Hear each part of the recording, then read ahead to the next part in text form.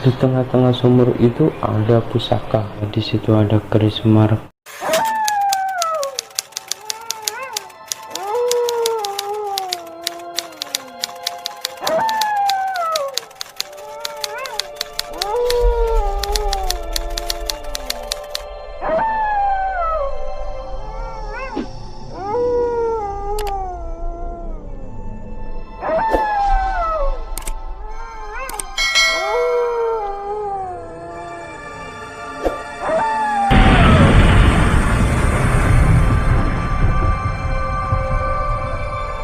Halo, assalamualaikum warahmatullahi wabarakatuh. Kembali lagi bersama Blong Channel. Kali ini saya akan membahas sesuatu misteri yang ada di perjalanan hidup seseorang. Perjalanan ini diawali dengan menuju Gunung Sikrekea. Oke, kita mulai saja. Oh iya, sebelum kita mulai cerita ini, kalian jangan lupa ya subscribe, karena subscribe itu penting. Oke, dan subscribe itu gratis, jadi jangan lupa subscribe ya teman-teman, agar kita semakin semangat untuk mencari konten-konten yang menarik. Awal mula dimulai dengan perjalanan dua orang. Dia sebenarnya bukan bertujuan untuk menuju Gunung Sikrekea, tapi dia bertujuan untuk ke pondok pesantren. Jadi temannya ini anggap saja A dan S. S ini dia adalah anak pondok pesantren dan dia sedang pulang ke rumah. Tapi ada barang yang tertinggal di pondok pesantren, maka dimulailah jejak ini. A dan S ini berjalan naik sepeda untuk ke pondok pesantrennya. Jaraknya nggak terlalu jauh, cuma antar kampung aja sih sebenarnya ya. Perjalanan kalau naik sepeda itu sekitar setengah jaman deh. Pas di perjalanan udah dekat pondok pesantren itu, si A menanyakan ke si S, di sini bukannya ada gunung ya? Si S menjawab, oh iya, sini emang ada gunung, namanya Gunung Indrakila. Gunungnya bagus nggak sih? Kata S menjawab, oh nggak tahu sih, saya belum pernah ke sana. Terus si A mengajaklah si S, yuk kita ke atas, deket kan gunungnya kecil kan. Iya sih, yaudah yuk, tapi jangan lama-lama ya, pokoknya asar itu kita harus turun. Jadi A dan S ini mulai jalan itu sekitar pukul 1 siang dari rumahnya menuju ke pondok pesantren. Di pertengahan jalanan akhirnya dia berbelok ke kiri untuk menuju Gunung Indrakila. Akhirnya mereka menuju Indrakila, jalan. Karena S ini tidak tahu jalan, apalagi A yang sama sekali buta daerah itu, akhirnya dia berjalan, akhirnya salah jalurnya. Kenapa? Tidak ada jalur pendakian ke atas, yang ada cuma tebing. Karena A dan S bawa sepeda dan sepedanya kebetulan meminjam, akhirnya digotonglah sepeda itu. Akhirnya A dan S ini melewati tebing yang cukup curam, dan sepedanya digotong dari bawah tuh, ditarik, satu naik, terus satu ngangkat, satunya lagi naik lagi, dan terus sampai di tengah gunung. Ada seorang bapak-bapak yang tidak memakai baju. Dia membawa arit untuk mencari rumput, dan akhirnya si A ini berinisiatif untuk bertanya kepada bapak-bapak ini. Dan si A bilang kepada bapak-bapak ini, maaf Pak, mau tanya, jalan untuk ke puncak gunung ini kemana ya, lewat mana ya gitu. Dan bapak-bapak ini menunjukkan Ade salah jalan, jalannya seharusnya lewat timur bukan lewat sini. Kalau sini ya tebing-tebing begini, tapi bisa dilewatin. Ya bisa, cuma susah karena nggak ada jalan yang benar-benar asli jalan. Oh ya udah deh Pak, kalau muter ke timur itu jauh nggak? Dan si bapak-bapak ini, jauh deh, harus turun dulu lagi, terus harus muter ke daerah ini, daerahnya tidak saya sebut. Nah, akhirnya si A dan S gimana nih? Si A menanyakan si S tuh, dan si S menjawab, ya udah ayo lanjut jalan aja. Akhirnya si A ini, udah ayo jalanlah, lagian tanggung, pengen lihat ke atasnya kayak apa. Nah, si AS dengan susah payah dia mendaki gunung itu, akhirnya sampailah puncak. Dengan keringat yang berkucuran, mereka berdua akhirnya berteriak, "Ah!" Dengan semangatnya mereka melihat keindahan yang di atas gunung itu. Memang gunungnya itu kecil, tapi bisa melihat itu kota-kota sebelahnya, terutama kota di sebelah selatan dan barat. Si A bilang ke si S, "S, ini bagus juga ya tempatnya." Terus si S jawab, "Iya yuk, kelihatan ada itu bukit-bukit bagus ya. Tapi kok ada makam ya?" Si A berkata begitu. "Tapi itu kok ada kayak makam, gundukan batu yang membentuk sebuah makam. Kalau tidak salah di makam itu ada dua, dan di atasnya ditutupin dengan pohon beringin, jadi rindang begitu teduh makam itu. Ya udah yuk cari tempat duduk." Si A berkata begitu kepada si S. "Ayo." Tiba-tiba pas lagi nyari buat duduk bersandaran, si A ini tersandung. "Aduh, kesandung apa nih?" Sambil mencari-cari apa yang buat bikin dia kesandung, ternyata tidak ada. Akhirnya, "Kok nggak ada ya? Nggak ada yang nyandung kok." Si S, "Ya udah yuk sono aja." Akhirnya kita jalan. Udah duduk di sini aja. Selang kita jalan beberapa langkah, kita akhirnya duduk dan minum. Kita nyalakanlah rokok. Tiba-tiba ada orang yang terbangun dari tidurnya begini, dengan suaranya yang agak-agak ngeri gitu. Dia terbangun dan bilang,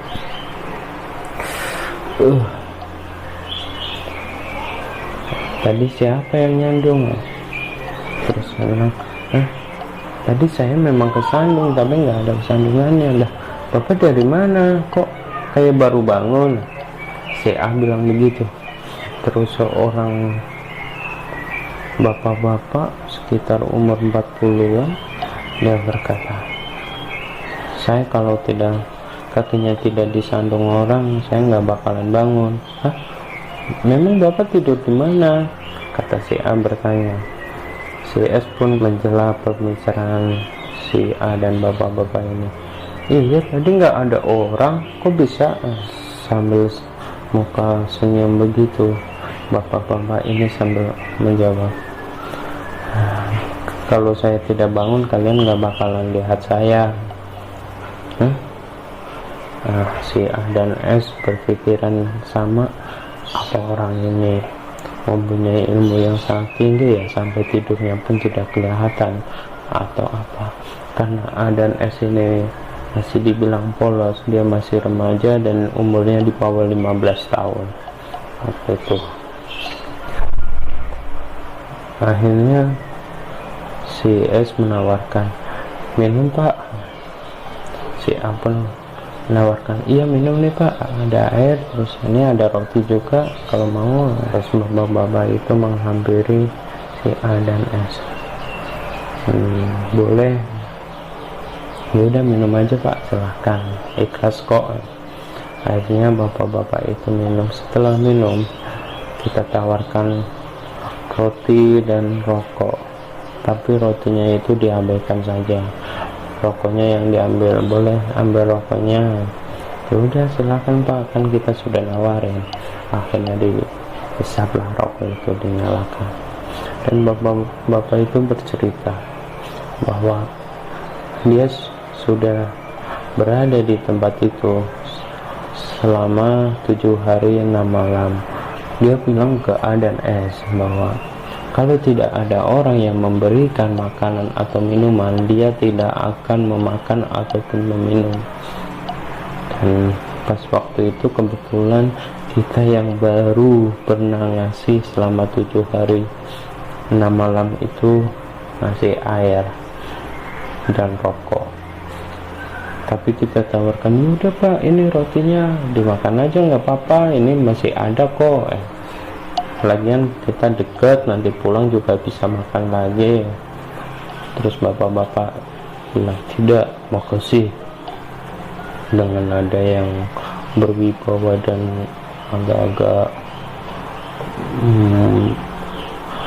agak besar suaranya. Akhirnya bapak-bapak itu pun bercerita, saya sebenarnya tinggal di sana. Di mana Pak? Di sana. Itu daerah Pejengkolan. Pejengkolan? Itu daerah mana ya Pak? Itu masih perbatasan Banjarnegara Sobo, kata si bapak-bapak itu. Dan bapak-bapak itu memperkenalkan diri, kalau tidak salah namanya Andi, tapi saya lupa nama aslinya dia siapa. Kita anggap aja namanya Andi. Dan Andi ini sambil berbicara panjang lebar, dan dia menunjukkan sebuah, di situ ada tebingnya itu ada pohon yang melingkup begini di atas tebing, jadi seolah-olah pohon itu gantung dan menunjukkan di situ ada sumur. Terus si A melihatnya, di mana ada sumur? Di pohon itu.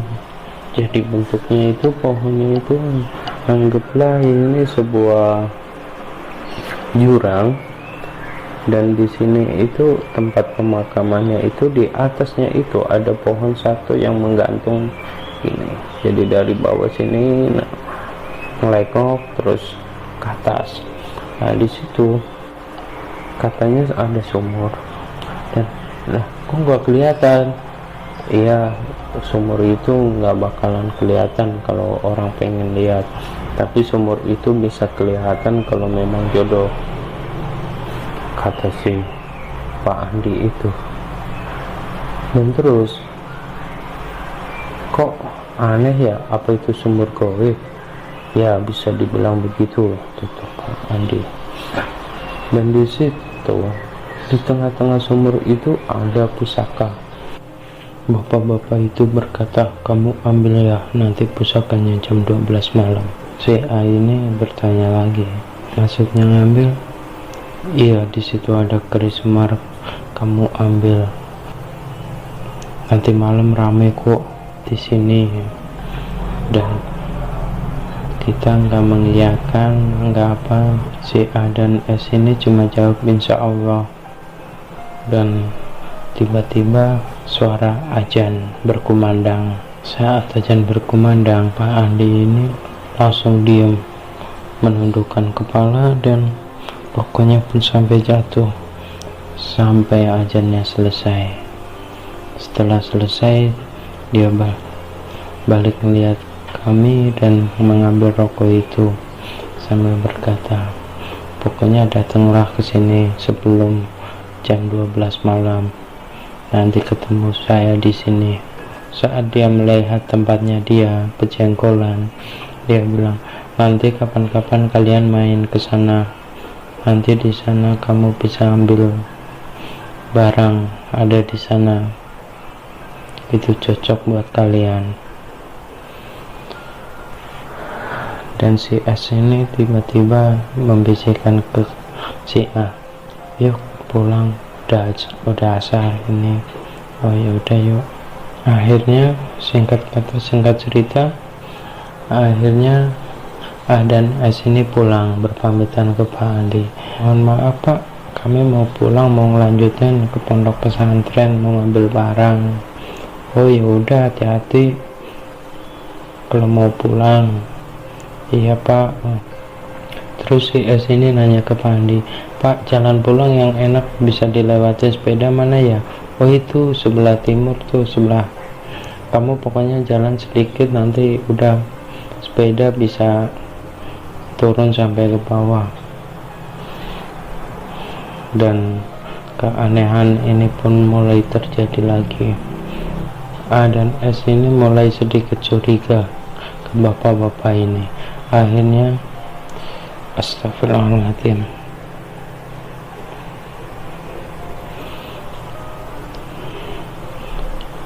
A dan S ini mulai curiga, dan akhirnya dia buru-buru pergi dan bilang, Assalamualaikum Pak, kami berangkat. Oh yaudah, hati-hati, nanti jangan lupa ya sebelum jam 12 datang, saya tunggu. Insya Allah Pak.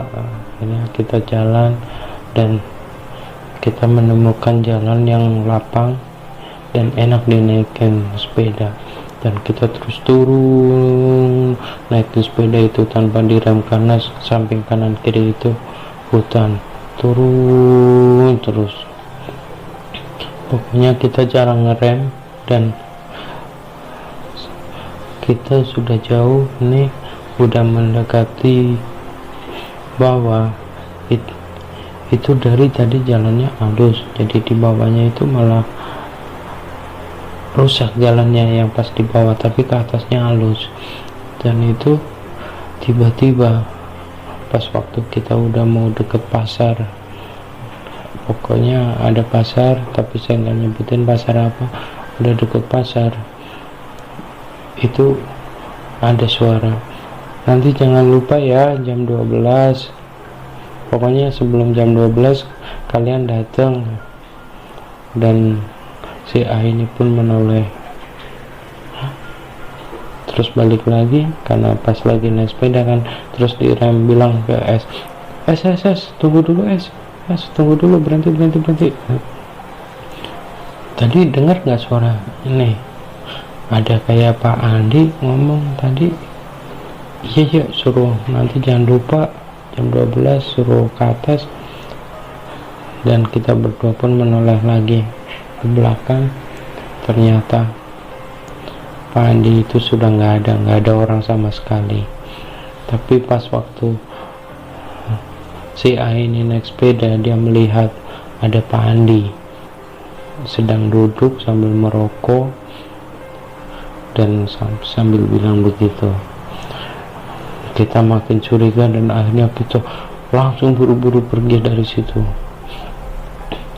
Singkat kata singkat cerita, sampailah akhirnya ke pondok pesantren. Pas pondok pesantren ngambil barang di situ cuma bentar, langsung pulang ke rumah. Pada malam harinya si A ini pulang dan bercerita ke ayahnya, ya tadi pas saya kan nemenin si S ke pondok pesantren, tiba-tiba kok kepengen ke Gunung Indrakila, dan akhirnya kita naik dan kita ketemu sama Pak Andi di sana. Pak Andi siapa? Ya nggak tahu, pokoknya di sana. Ceritainlah sama si A ini kronologinya dari awal bagaimana sampai terakhir, dan bapak si A ini bilang, jangan, pokoknya kamu jangan ke sana. Nah akhirnya si A ini pun nggak minat sama sekali. Sehabis cerita, si A langsung buru-buru ke dapur untuk makan. Setelah makan, si A ini disuruh sama bapaknya, A, sana beli rokok ke warung jalan raya karena di sini nggak ada rokok yang ayah pengen. Akhirnya si A pun pergi berjalan. Pas pergi jalan kaki di pertigaan nanjak ke atas ke jalan raya itu, tiba-tiba ada sinar merah kebiru-biruan dari atas. Cuk, dan dia jatuh pas di pertigaan itu. Terus si A ini berhenti sejenak. Dilanjutin gak ya? Tapi takut dimarahin ayah. Udah lanjutin aja deh. Akhirnya si A ini melanjutkan perjalanannya. Pas di ketemu pertigaan itu dan dia ambil kanan untuk naik ke atas, tiba-tiba ada yang megang dan tangannya itu seperti kekelupas, kena kelupasan itu merah darah, dan kukunya sampai ke dipegang dari belakang begini, ini kukunya sampai ke perut sini, sakit panjangnya itu. Dan si A ini sambil jalan, dia udah nggak bisa jalan pokoknya. Si A ini baca doa sebisanya dia, dan dia sambil megangin kaki agar bisa jalan, dipegangin satu-satu biar jalan bisa sampai ke atas, dan terus sampai keringat menggigil, keringat ngucur dingin. Ada suara kik, ada suara ketawa, dan si Apun udah hampir mau pingsan, tapi dia kuat, dia lanjutin sampai ke atas. Pas ketemu jalan raya dia langsung lari sekencang-kencangnya, pokoknya lari sekencang-kencangnya. Akhirnya sampai ke warung, dan di warung seperti orang habis. Gimana sih kalau ketakutan, nafas terputus-putus. Si A itu bilang, beli rokok, disuruh ayah. Oh ya, berapa bungkus? Kamu kenapa kok pucat? Si A itu akhirnya dikasih minum air putih, habis dikasih air minum putih. Dia bilang dia ditakut-takutin di pertigaan itu, atasnya kan kebun. Di situ memang terkenal ada kayak semacam rumah seperti istana, dan oh ya di situ emang sering. Ya udah, ini rokoknya, kamu berani nggak pulang? Iya, lihat nanti paling lari. Dan singkat kata si A pun bergegas untuk pulang. Di jalan rayanya dia tidak mau turun, dan dia tidak berani turun. Akhirnya dia diam di jalan raya itu sambil nunggu ada orang lewat yang turun ke bawah. Sudah sekitar setengah jaman, ada Pak Ustadz datang, guru ngaji si A ini bilang, Pak Ustadz, ada apa? Kok masih di sini? Bukannya mau yasinan, malah masih pakai celana pendek. Si A pun menjelaskan bahwa dia habis ditakut-takutin di bawah pertigaan itu, ada sinar biru, terus tiba-tiba ada yang megang pundaknya dia dari belakang, dan dia nggak berani pulang. Akhirnya guru ngaji si A ini, ya udah ayo kita turun. Pas di pertigaan itu yang saya jelasin itu, dia baca doa. Sehabis baca doa, dan dia menyuruh si A ini, udah sana pulang, saya tungguin dari sini, kamu ambil sarung, kita berangkat yasinan. Si A pun langsung bergegas lari pulang. Sehabis dia langsung ambil sarung, dan dia tidak bilang lagi ke ayahnya. Dia langsung berangkat, bilang, ya mau berangkat yasinan, ya udah sana. Kita berangkat lari. Terus sebelum ke pertigaan itu kita tengok dulu, ada nggak yang nungguin guru ngaji si A ini. Dan oh ternyata masih ada si A. Ikutlah, langsung lari. A ini pergi yasinan bersama guru ngajinya, dan sampai dan dia yasinan, singkat kata pulanglah sekitar setengah 12 malam. Dan setengah 12 malam itu pas waktu ke timur, itu ke arah rumah, mungkin jaraknya sekitar 300 meteran, itu pulang sendiri.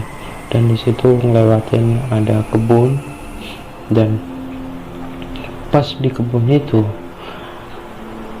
ada ada yang mondar mandir tapi kecil, kayak anak kecil. Di sampingnya itu kan ada rumah samping itu, dan si A ini ngeliatin sambil termenung, kok ada anak kecil malam-malam begini. Ini kan udah setengah 12 malam, dan si anak kecil itu pas kena terangnya lampu rumah itu tahu kenapa kepalanya anjing, dan kebalik lagi, langsung lari kencang-kencangnya pulang ke rumah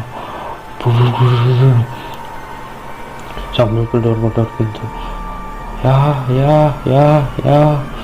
Dan saya ini bukain pintunya, ada apa sih? Itu ada nggak tahu anak kecil tapi palanya anjing, ada anak kecil palanya anjing. Di mana itu di rumah yang dekat kebun ya. Dan udah cuma kayak gitu aja takut udah. Nah, sambil menghela nafas, akhirnya ambil minum dan duduk sambil singkat kata, dan si A ini pergi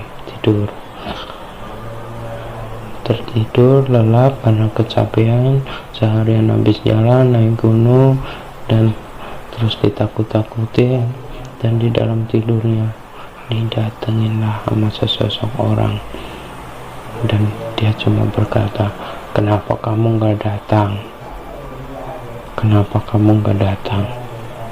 Dia berkata 2 kali, dan si A ini menjawab, maaf gak boleh sama ayah. Dan orang itu tiba-tiba menghilang, dan saya terbangun, tahu-tahu sudah pagi. Dari situlah mulai kejanggalan aneh. Si A yang tadinya tidak tahu apa-apa, dia berangsur-angsur mempunyai kayak sebuah indera yang tidak normal dari biasanya. Sekian dulu cerita misterinya, kami tutup. Wabillahi taufiq wal hidayah. Wassalamualaikum warahmatullahi wabarakatuh. Dan jangan lupa kalau kalian suka video ini, tolong bantu di subscribe, like, dan tolong di share ke teman-teman kalian agar teman-teman kalian pun bisa menonton channel ini. Terima kasih.